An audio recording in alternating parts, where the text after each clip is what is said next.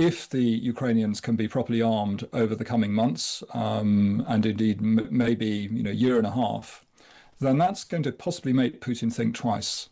Because despite the superiority Russia currently has in terms of manpower, they are running short of certain types of equipment. Russian defense industry is not working particularly well. President Trump believes that we'll know within the next 2 weeks if Putin is serious or not about ending the war in Ukraine. Donald Trump was speaking live from the White House, where he was asked about Vladimir Putin's intentions. We're going to find out whether or not he's tapping us along or not. And if he is, we'll respond a little bit differently. But it'll take about a week and a half, 2 weeks. We have Mr. Witkoff is here, who's doing a phenomenal job, is dealing with them very strongly right now. They seem to want to do something, but until the document is signed, I can't tell you. Nobody can. I'm very disappointed at what happened a couple of nights now, where people were killed in the middle of what you would call a negotiation. I'm very disappointed by that. He's very disappointed. Well, Russia have proposed another round of peace talks with Ukraine to take place on Monday in Istanbul. Ukraine haven't responded yet.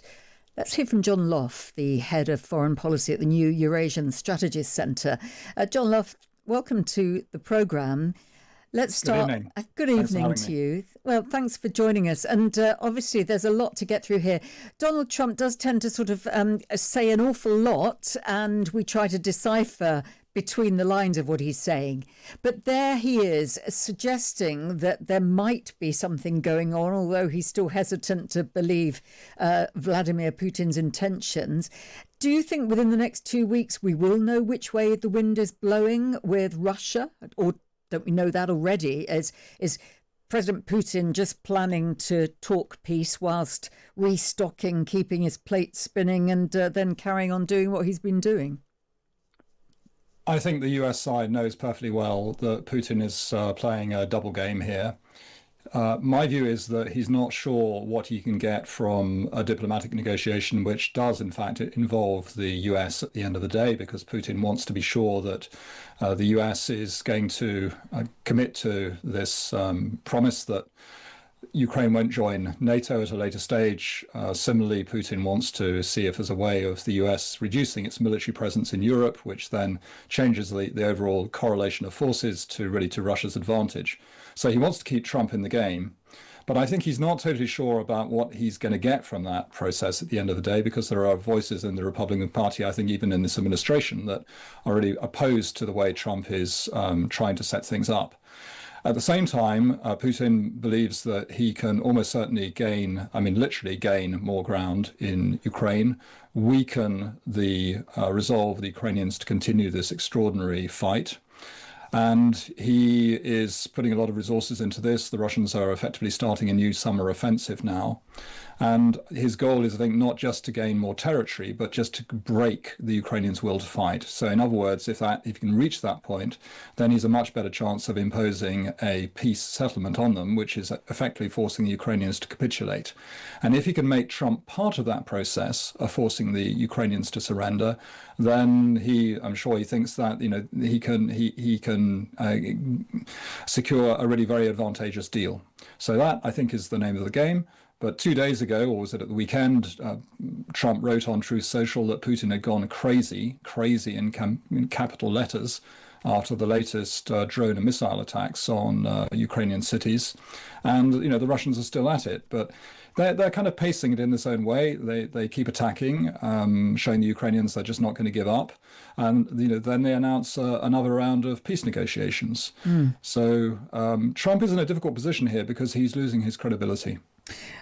When he suggested that Putin was crazy, the Kremlin responded by talking about over-emotional language. It's ever so slightly patronising, wasn't it? But look, the last time that we got into a sort of situation involving talks in Istanbul, some people on the Ukrainian side were ready to go along with it. You saw Zelensky taking off. But Putin did not take part at all.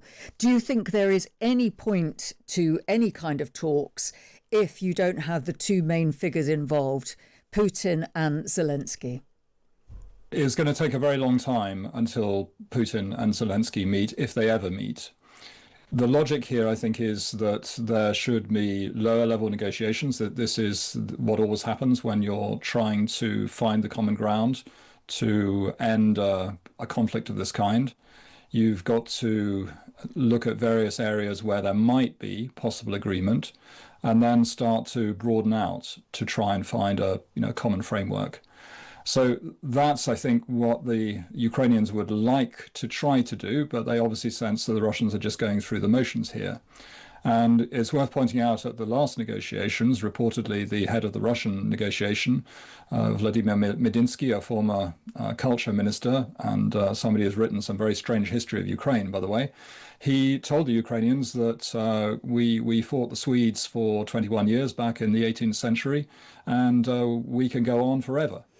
So, clear signal that the Russians are not prepared at this stage, in my view, to seriously contemplate bringing this war to an end. So, in the meantime, then more help and support needed for Ukraine. And it seems to be the German Chancellor Friedrich Merz who is the latest to step up to that, confirming that Germany will produce long-range missiles for Ukraine. What difference would these weapons make to the war, do you think? It's very difficult to speculate about the difference that a single weapon system would make. But I think put this in the context of Germany's commitment to rearm over the coming years, to be spending by 2032 up to 5% of its GDP on defense. And Germany is the biggest economy in Europe, third biggest in the world. And this is a very significant investment. And they've even changed the law, in fact, so that Germany can now borrow more to invest in this area. And it's long overdue. But I think the announcement today of this joint missile production is significant in the sense that it demonstrates that Germany is very conscious of the need to arm Ukraine properly. And one area where undoubtedly the Ukrainians will benefit is from strengthening their capabilities in terms of missile and drone production. There have been remarkable advances during this war in the development of drones on both sides. My understanding is that the Ukrainians really are the leaders here. And there are a lot of Western countries that would like to learn from them in the process. But if the Ukrainians can be properly armed over the coming months, and indeed maybe year and a half, then that's going to possibly make Putin think twice. Because despite the superiority Russia currently has in terms of manpower, they are running short of certain types of equipment. Russian defense industry is not working particularly well. And that would be, I think, an additional incentive for Putin to try to bring this war to an end. And he's got sanctions pressure, other things going on in Russia that make him probably pretty uncomfortable, because this war is not, in my view, is not popular in Russia. A lot of people say outwardly that they support it and they see the need for it, but there's no indication that it's popular. And when the idea first emerged of long-range missiles being fired from Ukraine, Russia issued warnings then. How will they view this latest intervention by Germany then, do you think? I think, frankly, this is priced in. A number of the Western allies several months ago effectively lifted all restrictions on Ukraine using Western weapons to attack targets in Russia proper and beyond Crimea, that is the Crimean Peninsula, which was formerly, of course, Ukrainian territory and should still be considered Ukrainian territory, but occupied currently by Russia. So the policy isn't new here. What I think is much more significant is that there is a German chancellor who's taking a strong position on Ukraine. This could not really be said of Olaf Scholz, Merz's predecessor, who gave constantly the impression that he just wanted to keep Germany out of this war and was doing everything possible to avoid real military involvement. And in this case, I mean actually supporting, for example, the production of weapons in Ukraine. Although it should be said that Germany has, during this war, has increasingly provided a lot of valuable military equipment to Ukraine. But Friedrich Merz is taking, I think, a much stronger line.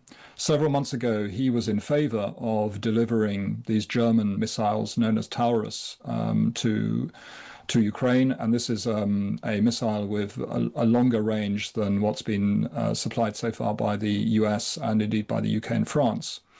And it's a missile that has an intelligent warhead and can inflict much more damage on bridges and bunkers and that sort of thing. But he's rather shied away from that in recent weeks. And the reason is that within the ruling coalition, the Social Democrats, or at least part of the Social Democratic Party, is opposed to this idea.